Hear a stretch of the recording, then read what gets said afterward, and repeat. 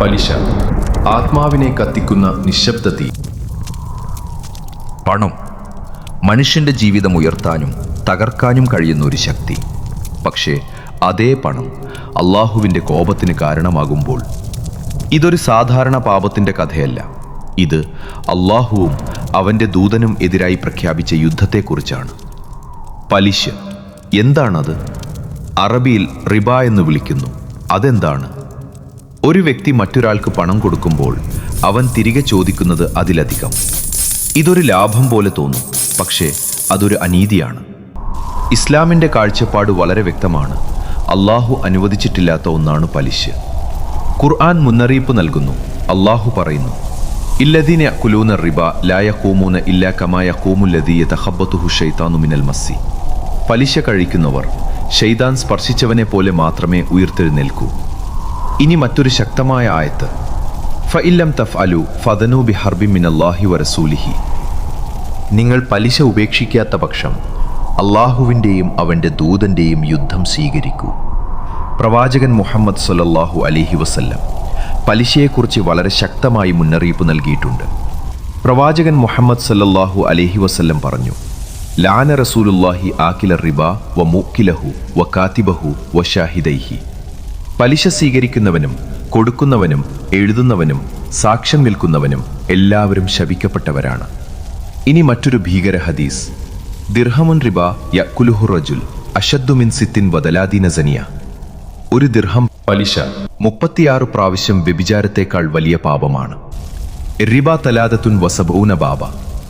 ഏറ്റവും ചെറിയതുപോലും സ്വന്തം അമ്മയുമായി സിനാ ചെയ്യുന്നത് പോലെ. ചിന്തിച്ചിട്ടുണ്ടോ? ഇതെത്ര ഭീകരമായ മുന്നറിയിപ്പാണ്. അതായത് പലിശ ഒരു വ്യക്തിയുടെ പാപമല്ല, ഒരു സമൂഹത്തിൻ്റെ രോഗമാണ്. ഇസ്ലാം വന്നതിനു മുൻപ് അറേബ്യയിൽ പലിശ സാധാരണമായിരുന്നു. ഒരു മനുഷ്യൻ കടം വാങ്ങും, അവൻ തിരികെ കൊടുക്കാൻ കഴിയാത്തപ്പോൾ പലിശ കൂട്ടും. അവസാനം അവനിക്ക് തൻ്റെ സ്വത്തും കുടുംബവും എല്ലാം നഷ്ടപ്പെടും. ഇസ്ലാം ഈ അനീതിയെ അവസാനിപ്പിച്ചു. പ്രവാചകൻ സ്വല്ലല്ലാഹു അലൈഹി വസല്ലം അവസാന ഹജ്ജിൽ പറഞ്ഞത്, ജാഹിലിയയുടെ എല്ലാ പലിശയും ഞാൻ റദ്ദാക്കുന്നു. ആദ്യമായി റദ്ദാക്കിയത് സ്വന്തം കുടുംബത്തിൻ്റെ പലിശ. ഇത് ഒരു സന്ദേശമാണ്. നീതി തുടങ്ങേണ്ടത് നമ്മളിൽ നിന്നാണ്. പലിശ സാമ്പത്തിക നഷ്ടം മാത്രമല്ല, അത് ഹൃദയത്തെ നശിപ്പിക്കുന്നു. ഒരു മനുഷ്യൻ ഹലാൽ വഴികൾ വിട്ട് ഹറാം വഴികളിലേക്ക് തിരിയുമ്പോൾ അവൻ്റെ ദുആകൾ, അവൻ്റെ പ്രാർത്ഥനകൾ എത്രത്തോളം സ്വീകരിക്കപ്പെടും? ഒരു ഹദീസ് പറയുന്നു, ഒരു മനുഷ്യൻ ദൂരയാത്ര ചെയ്യുന്നു, അവൻ ദുആ ചെയ്യുന്നു, പക്ഷേ അവൻ്റെ ഭക്ഷണം ഹറാം, അവൻ്റെ വസ്ത്രം ഹറാം, അവൻ ഹറാമിൽ വളർന്നവൻ, അവൻ്റെ ദുആ എന്തിന് സ്വീകരിക്കും? പലിശ നമ്മുടെ ജീവിതത്തിൽ അനുഗ്രഹമില്ലാതാക്കുന്നു. Bank loan, interest based loan, EMIയിൽ അധിക പലിശ, ക്രെഡിറ്റ് കാർഡ് ഇൻട്രസ്റ്റ്, പണത്തിന് പണം വളർത്തുന്ന സംവിധാനം, ഫിക്സ്ഡ് ഇൻട്രസ്റ്റ് സ്കീംസ്. ഇന്ന് ഒരു സാധാരണ മനുഷ്യൻ്റെ ജീവിതം. ഒരു വീട് വാങ്ങാൻ ലോൺ എടുക്കുന്നു, ഒരു വാഹനം EMIയിൽ, ഒരു ചെറിയ ആവശ്യത്തിനും ക്രെഡിറ്റ് കാർഡ്. പക്ഷേ ഒന്ന് ചിന്തിക്കണം, ഇതെനിക്ക് അനുമതിയുള്ള വഴിയാണോ? സൗകര്യം എപ്പോഴും ശരിയായ വഴിയല്ല. പലിശ സ്ലോ പോയിസണാണ്. അത് ജീവിതത്തിൽ ബറക്കത്ത് ഇല്ലാതാക്കും. എല്ലാം വളരെ സാധാരണമായി തോന്നുന്നു. പലിശ 2 പ്രധാന രൂപത്തിൽ. റിബ അൽ നാസിയ, സമയം നീട്ടി പലിശ വാങ്ങൽ. ഇത് ഇന്നത്തെ ലോകത്ത് ഏറ്റവും സാധാരണമായ റിബയാണ്. ഒരു വ്യക്തി കടമെടുക്കുന്നു, അവൻ തിരികെ കൊടുക്കേണ്ടത് അവൻ എടുത്തതിലും കൂടുതലായി. എന്തുകൊണ്ട്? സമയം കഴിഞ്ഞതിൻ്റെ പേരിൽ. ഉദാഹരണം, നീ 10,000 രൂപ കടമെടുത്തു, ഒരു വർഷത്തിന് ശേഷം 15,000 രൂപ തിരികെ കൊടുക്കണം. ആ അധികം 5,000, അതാണ് റിബ. ഇത് bank loan, EMI, credit card interest എല്ലാം ഇതിൻ്റെ ഭാഗമാണ്. ഇസ്ലാം പറയുന്നത് വളരെ വ്യക്തമാണ്, നീ കൊടുത്തത് അത്ര തന്നെ തിരികെ വാങ്ങാം, അതിലധികം. അത് റിബയാണ്. ഒരു മനുഷ്യൻ തൻ്റെ സ്വന്തം പണം ഉപയോഗിച്ച് ഒരു കമ്പനി ഷെയർ വാങ്ങുന്നു, അത് വളരുമ്പോൾ വിറ്റ് ലാഭം നേടുന്നു. ഇത് ഹലാലാണ്. 2. റിബ ഉൽ ഫദ്ൽ, റിബ അൽ ഫദ്ൽ. ഇത് സാധാരണയായി വസ്തുക്കളുടെ ഇടപാടിൽ സംഭവിക്കുന്നു, പ്രത്യേകിച്ച് ഗോൾഡ്, സിൽവർ അല്ലെങ്കിൽ അതുപോലെ വാല്യൂ ബേസ്ഡ് ഐറ്റംസ്. പ്രവാചകൻ മുഹമ്മദ് സ്വല്ലല്ലാഹു അലൈഹി വസല്ലം പറഞ്ഞു, അസ്സഹബു ബിസ്സഹബ് മിത്ലൻ ബിമിത്ലിൻ യദം ബിയദ്. സഹീഹ് മുസ്ലിം. അർത്ഥം, സ്വർണം സ്വർണത്തോട് തുല്യമായിരിക്കണം, കൈമാറൽ ഉടനെ നടക്കണം. ഉദാഹരണം, 10 ഗ്രാം സ്വർണം കൊടുത്ത് 11 ഗ്രാം സ്വർണം വാങ്ങൽ, അല്ലെങ്കിൽ സെയിം കാറ്റഗറി ഉള്ള വസ്തുക്കൾ അൺഈക്വലായി എക്സ്ചേഞ്ച് ചെയ്യൽ. ഇത് ചെറിയ വ്യത്യാസം പോലെ തോന്നാം, പക്ഷേ ഇത് റിബ അൽ ഫദ്ലാണ്. ഇത് അള്ളാഹു ഹറാമാക്കിയതാണ്.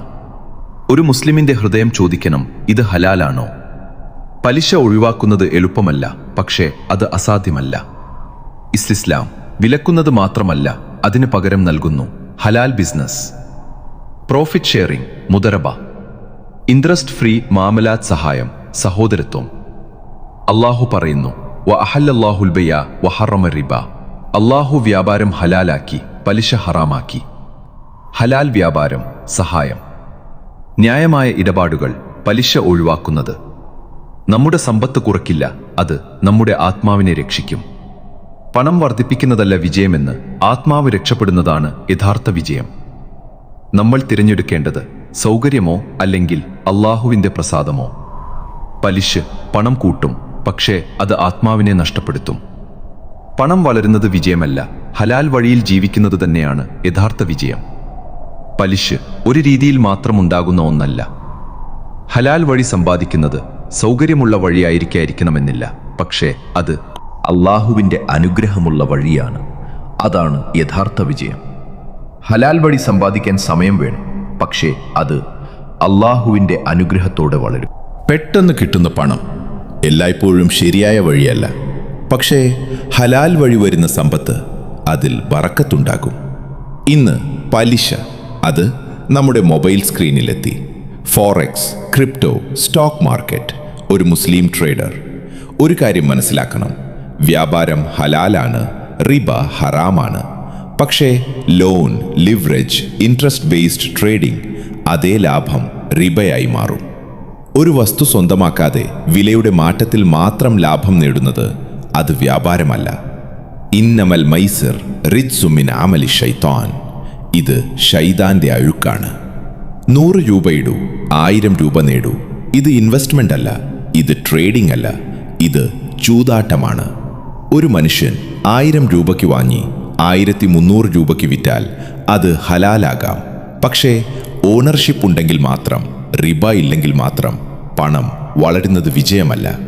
അത് എവിടെ നിന്നാണ് വന്നത്, എങ്ങനെ സമ്പാദിച്ചു, അതാണ് യഥാർത്ഥ ചോദ്യം. സൃഷ്ടാവായ അല്ലാഹ്, ഇന്നത്തെ ഈ കാലഘട്ടത്തിൽ മനഃപൂർവ്വമല്ലെങ്കിലും ഒരുപാട് പലിശ ഇടപാടിൽ ഏർപ്പെട്ടു പോയിട്ടുണ്ട്. ഇനിയുള്ള ശിഷ്ടജീവിതത്തിൽ ഞങ്ങളെ പലിശയിൽ നിന്ന് പിന്തിരിയാനുള്ള മനസ്സ് നൽകി അനുഗ്രഹിക്കണേ അല്ലാഹ്. ആമീൻ യാ റബ്ബൽ ആലമീൻ. ഈ വീഡിയോ നിങ്ങൾക്ക് ഉപകാരപ്പെട്ടെങ്കിൽ നൂർ ബിയോണ്ട് ചാനൽ സബ്സ്ക്രൈബ് ചെയ്യാൻ മറക്കരുത്.